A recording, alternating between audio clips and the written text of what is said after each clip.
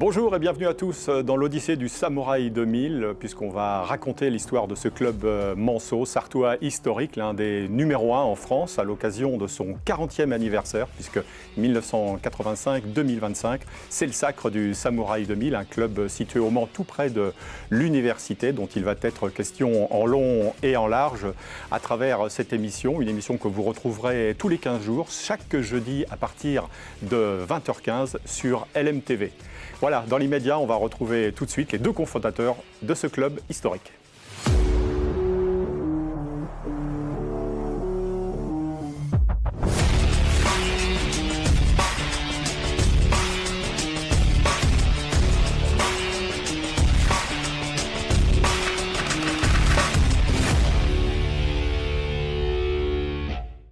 On se retrouve justement avec les deux cofondateurs de ce club historique, on l'a dit, à commencer par Didier Moreau, qui est directeur technique du Samouraï 2000 et 8e dan de karaté, qui a le BES de 2e degré. 7 participations aux championnats du monde et à la Coupe du monde et les Jeux mondiaux, 3e et 5e. 9 fois finaliste des championnats de France, junior, senior, individuel et par équipe, avec 4 titres à la clé. 9 podiums européens, dont 3 titres dans toutes les catégories en 87 et 10 années passées en équipe de France. Philippe Lemaud, fondateur et directeur sportif du Samouraï, également 8e dan de karaté aussi, diplômé d'un BES de 1er degré, sportif et champion de France junior par équipe, de nombreux podiums nationaux et membre de l'équipe de France en 1984 et 1985. Philippe, bonjour. Bonjour. Didier, pareillement, merci de nous accompagner à travers cette folle saga que l'on retrouvera bien évidemment en 20 épisodes jusqu'à la fin de l'année. Et pour symboliser justement ce club et pour aussi parler des valeurs qui le génèrent, du courage, de l'honneur et de la discipline, quoi mieux que ce sabre qui est justement ici sur ce plateau. Philippe, c'est forcément une arme que vous connaissez et pour laquelle, bien évidemment, il n'y a plus de secret.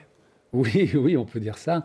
Le sabre symbolise vraiment l'âme du samouraï. Ce sabre était au samouraï de la rue des Acacias et il a fait le déplacement de manière symbolique pour s'installer maintenant dans le dojo dojo Alice Milia, près de l'université. Didier, de quoi va-t-on parler justement durant cette longue saga de 20 émissions ?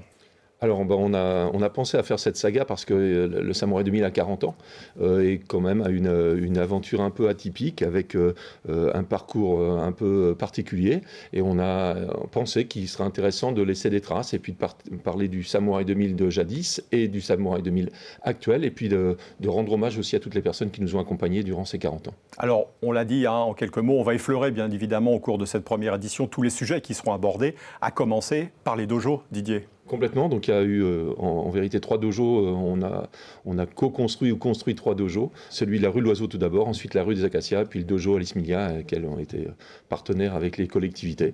Et notre parcours est jonché d'embûches. Ouais. Philippe, on va parler évidemment de la création des différentes sections. Le club a démarré avec 4 sections pour aujourd'hui en faire un peu plus de 20.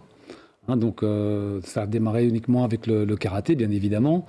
La boxe américaine, plus connue maintenant sous le nom de full contact. Et puis, il y avait aussi une section de gym basée sur la pratique d'échauffement des arts martiaux et de préparation physique. Et pour la prépa physique plus spécifique, une salle de musculation. Didier, vous me pardonnerez l'expression, il y a aussi des emmerdes au cours de cette longue aventure. Il y a eu bien sûr ma blessure juste après la création en 87, juste après mon titre de champion d'Europe en Open. Et puis, il y en a eu d'autres. Il y a eu toutes les inondations, les 2 inondations qui ont existé. La période Covid aussi, qui était pas très sympa, qu'on a réussi à surmonter.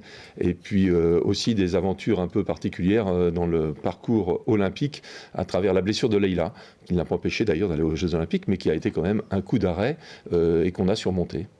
Le parcours des champions, ça fera partie aussi des thématiques abordées ? Il y a notre manière de voir les choses par rapport au haut niveau, toutes les structures qu'on a pu monter à travers le centre de formation, le pôle espoir, et puis bien sûr les champions font partie de l'histoire du Samouraï 2000, mais pas que, puisque c'est arts martiaux et sports de combat. Philippe, la famille, bien évidemment. Oui, la famille, je suis bien placé pour le savoir, puisque ma fille a épousé aussi Ludovic Cacheux, tous deux des champions, mais aussi de nombreux autres couples se sont formés au sein du club.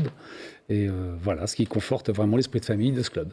La femme, il en sera question. La place de la femme aussi, ça, Oui. ce sera un sujet... Plus de 40% des effectifs sont des femmes. Donc effectivement, c'est quelque chose qui se pratique de plus en plus au féminin, les arts martiaux. Dans les émissions 13 et 18, on parlera également des actions auxquelles vous participez. Complètement, à travers le Samouraïa du cœur, un travail au niveau des prisons, au foyer de l'enfance et par rapport au sans domicile fixe, parce que le Samouraï 2000, c'est aussi ça. Et puis des actions par rapport aux gens qui sont en difficulté. Parce que nous sommes une véritable association de la 1901 et nous essayons d'élargir un maximum le public. La santé et la maison de santé aussi font partie de vos préoccupations et de celles de tous vos adhérents. Complètement, ça c'est récent. La santé et les arts martiaux et les sports de combat, ça fait partie de notre ADN, puisque dès le début, on a eu une manière particulière, Philippe et moi, d'enseigner. Et on enseigne nos anciens, on enseigne nos petits, à partir de 3 ans. Donc tout ça, ça fait partie du parcours et de notre parcours à nous personnel et du parcours du Samouraï 2000. L'ADN, comme Didier vient de le dire, Philippe, c'est la manière de pratiquer aussi. Tout à fait. C'est vraiment une manière bien spécifique. Et puis, comme vient de le dire Didier, effectivement, on touche tous les publics, les petits, tout petits, jusqu'aux anciens, vraiment très anciens, plus de 80 ans. Ils sont nombreux aujourd'hui à pratiquer encore les arts martiaux. Quand on parle enfant, c'est aussi la transmission, Didier. Complètement, donc c'est ça le plus important. Et puis on parlera aussi du Samouraï 2000 d'aujourd'hui. La team, certains sont nés au Samouraï 2000 puisqu'ils étaient déjà dans nos rangs quand ils avaient quelques années, de 3 à 7 ans. Et maintenant, ils sont salariés du club. Philippe, vous êtes tous les deux les cofondateurs, mais le Samouraï 2000, c'est avant tout une grande équipe. Ah, tout à fait. Avec des salariés. Avec des salariés. Et des salariés, la particularité, la plupart d'entre eux ont démarré enfants au club. Et sont aujourd'hui des adultes, même des parents pour certains, et en ont fait leur métier. Donc je pense à Jonathan, Dimitri, et puis aussi on a Pierre Terwan et Leïla, bien sûr, qui vient d'intégrer le staff. Super, on se retrouve dans quelques instants justement pour parler aussi des grands témoins qui jalonneront cette saga.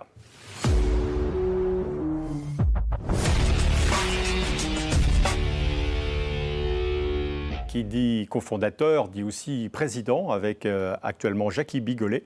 Mais auparavant, Didier, le club a eu d'autres présidents. Tout à fait, qui seront les invités de certaines émissions, Noël Blin, Lomo Chantal, et puis d'autres personnes qui ont parcouru l'aventure avec nous. Bon, le club, c'est aussi des partenaires, privés notamment. Ça fait partie des gens qui nous accompagnent, certains depuis le début, et puis les collectivités, bien sûr, qui nous ont aidés dans ce magnifique projet. Philippe, au cours de toutes ces émissions, on retrouvera plusieurs grands noms du sport, des arts martiaux, mais pas que. Pas que, donc Vincent Collet, oui, vous nous direz pourquoi. Voilà. Il y aura aussi Thierry Loison et Christian Bonifay. Didier, en quelques mots, des champions, il y en a eu des dizaines, on va dire, au Samouraï. 9 titres de champion du monde, 16 titres de champion d'Europe, donc c'est vrai qu'il y en a eu des dizaines. Bien sûr, il y aura Cache Ludovic, Marie Pouille, Boursier-Gwenel, Pierre Terwan, Jordan Johan et toute l'équipe, et bien sûr, Leïla Orto. Ce sera l'occasion aussi de saluer le travail de l'équipe médicale. Tout à fait, l'équipe médicale liée au haut niveau, mais aussi la philosophie du Samouraï qui est d'accompagner ses adhérents dans sa globalité, l'humain dans sa globalité. Et là, on fera intervenir tout plein de personnes importantes du staff médical Manceau qui est très riche. Philippe, il y a la nouvelle équipe. Oui, pour l'avenir, donc Leïla Orto, Dimitri Dognaud et Jonathan Leloge. Merci Philippe. Élargir l'horizon, c'est le thème de la 3e partie qu'on le retrouve tout de suite.